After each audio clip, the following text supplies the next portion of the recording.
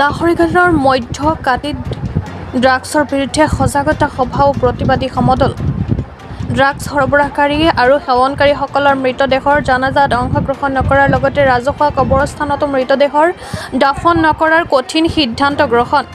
মৰিগাঁও জিলাৰ লাহৰীঘাটৰ কছাৰীবৰীগাঁও পঞ্চায়তৰ ৭ নং ৱাৰ্ডৰ ৰাইচ মিলৰ নিলগত আজি দিনৰ 11:30 পিছত মধ্য সাপকাটি গাঁৱৰ সচেতন ৰাইজৰ উদ্যোগত মদ, ভাং, ড্ৰাগছ আৰু অসামাজিক কাৰ্যকলাপৰ বিৰুদ্ধে সজাগতা সভা অনুষ্ঠিত হয়।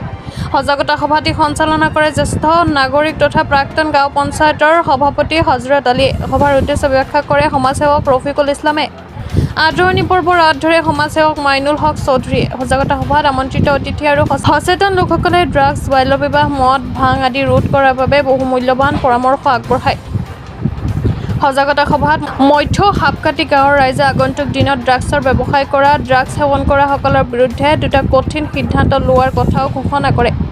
ড্ৰাগছ সেৱনকাৰী আৰু বিক্ৰেতাসকলৰ মৃত্যু হ'লে তেওঁলোকৰ মৃতদেহ জানাজা নপঢ়া আৰু কবৰস্থানতো কবৰ নিদিয়াৰ সিদ্ধান্ত গ্ৰহণ কৰে। সজাগতা সভাত স্থানীয় সচেতন ৰাইজে অপৰাধমূলক কাৰ্য ৰোধ কৰাৰ বাবে এখন 11জনীয়া কমিটিও গঠন কৰা হয়।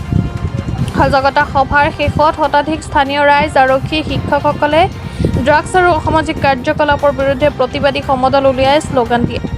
শ্লোগানত ড্ৰাগছ সৰবৰাহকাৰী হুঁচিয়াৰ, ড্ৰাগছ সৰবৰাহকাৰীক গ্ৰেপ্তাৰ কৰক, ড্ৰাগছ সেৱনকাৰী হুঁচিয়াৰ, আহ ঐ ওলাই আহ, এই জুই জ্বলিছে জ্বলিবই আদি শ্লোগানে সাপকাটি ৰাজপথ উত্তাল কৰি তোলে।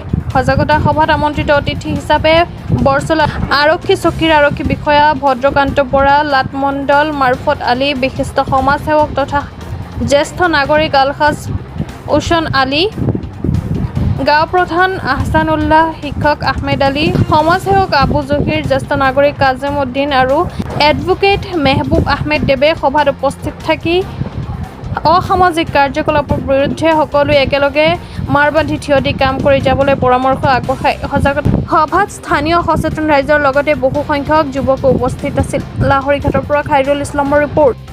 একতা হৈ পেলাই বচাব পাৰোঁ আৰু উঠি অহা প্ৰজন্মবিলাক যে ইমান ড্ৰাগছত লিপ্ত হৈছে, কিন্তু আমি মৰিগাঁও জিলাৰ কছাৰীবাৰী গাঁও পঞ্চায়তৰ মধ্য সাপকাটিত ৰাইচ মিলৰ ওচৰত আপুনি দেখা পাইছে মোৰ পিছপিনে বহুত ৰাইজ আছে, চাৰিওপিনেও ৰাইজ আছে।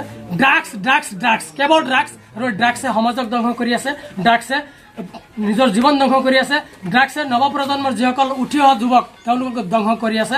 আৰু এই ড্ৰাগছৰ কবলত পৰি কিমান যে কত লোকচান হৈছে, কিমান মানুহৰ মৃত্যু হৈছে তাৰ নিত্য নতুন ক'বলৈ একো নাই। আৰু প্ৰত্যেক দিনে যে মোবাইলটো খুলিলে আপোনালোকে ড্ৰাগছৰ বাতৰিয়ে পায় বা চাইবাৰৰ বাতৰিয়ে পায়। ঠিক তেনেকৈ আজি লাহৰীঘাট অঞ্চলৰ কেইবাটাও গাঁৱতে এইকেইদিন ধৰি ড্ৰাগছৰ বাবে ৰাইজ সজাগ হৈছে, আৰু ইয়াতো মধ্য সাপকাটিত গাঁৱতো ৰাইজ সজাগ হৈছে। আৰু এই সজাগতা তেওঁলোকে ড্ৰাগছ, বাল্যবিবাহ আৰু অপৰাধমূলক কাৰ্যসূচীৰ বিৰুদ্ধে এখনি সজাগতা সভাৰ আয়োজন কৰিছে। আৰু ৰাইজসকলে উপস্থিত হৈ আছে, প্ৰায় কেইবা শতাধিক লোক ইয়াত আছে। আৰু আপোনালোকক বাকীখিনি দৃশ্য দেখুৱাই থাকিম। আৰু ড্ৰাগছৰ কবলত পৰি গোটেই গাঁওখনে বিনষ্ট হৈ গৈছে। আৰু এই গাঁৱত প্ৰথমতে ভাবিছিলোঁ যে এই অঞ্চলত হয়তো ড্ৰাগছ নাই, কিন্তু মানুহ অত্যন্ত ড্ৰাগছৰ কবলত যিসকলে ড্ৰাগছ খাই পইচা নাপায়, আচলতে চুৰিটোও বেছি বাঢ়ি গৈছে। প্ৰত্যেকৰ পৰা মটৰৰ পৰা আদি কৰি বিভিন্ন চোৰৰ অভিযোগ উঠিছে। আৰু এই সন্দৰ্ভত আজি স্থানীয় ৰাইজসকল আৰু সচেতন ব্যক্তিসকল আৰু চৰকাৰী কৰ্মচাৰীসকলৰ লগতে আমাৰ বৰচলা আৰক্ষী চকীৰ অফিচাৰসকলো আহিব। বাকীখিনি দৃশ্য আপোনালোকক ক্ৰমান্বয়ে দেখুৱাই থাকিম। চাই থাকক। খাইৰুল ইছলাম, লাহৰীঘাট। সাপকাটি ৰাইজৰ আহ্বানত আজি এখন বৈঠক হৈছিল ড্ৰাগছ নিৰ্মূল কৰাৰ কাৰণে। সমাজৰ পৰা সমাজ বিৰোধী যিকোনো কাম নাইকিয়া কৰাৰ কাৰণে এখন বৈঠক বহিছিলে। এই বৈঠকত আমি মাইনুল হক চৌধুৰীৰ নেতৃত্বত সভাপতিত্বত এটা 11জনীয়া কমিটি বনাই দিছোঁ। তাৰ লগতে 5জনীয়া উপদেষ্টা কমিটি বনাই দিছোঁ।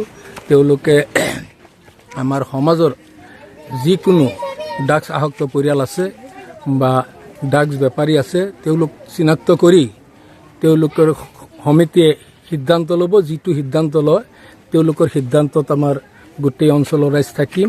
এটা প্ৰস্তাৱ লোৱা হৈছে। লগতে আৰু এটা প্ৰস্তাৱ লোৱা হৈছে, ড্ৰাগছ আসক্ত পৰিয়ালত কোনোবাই যদি মৃত্যুবৰণ কৰে তেওঁলোকক আমাৰ ৰাজহুৱা কবৰস্থানত কোনো কবৰ দিয়াৰ কোনো ব্যৱস্থা দিয়া নহ'ব। লগতে তেওঁলোকৰ জানাজৰ পৰা আমি ৰাইজ সম্পূৰ্ণভাৱে আঁতৰি থাকিম। এই দুটা প্ৰস্তাৱ লৈছোঁ আৰু সময় সাপেক্ষে এই কমিটিয়ে যিটো সিদ্ধান্ত ল'ব এই সিদ্ধান্তত আমি এই গাঁওবাসী বা অঞ্চলবাসী অটুট থাকিম, তেওঁলোকৰ লগত আছোঁ। ধন্যবাদ।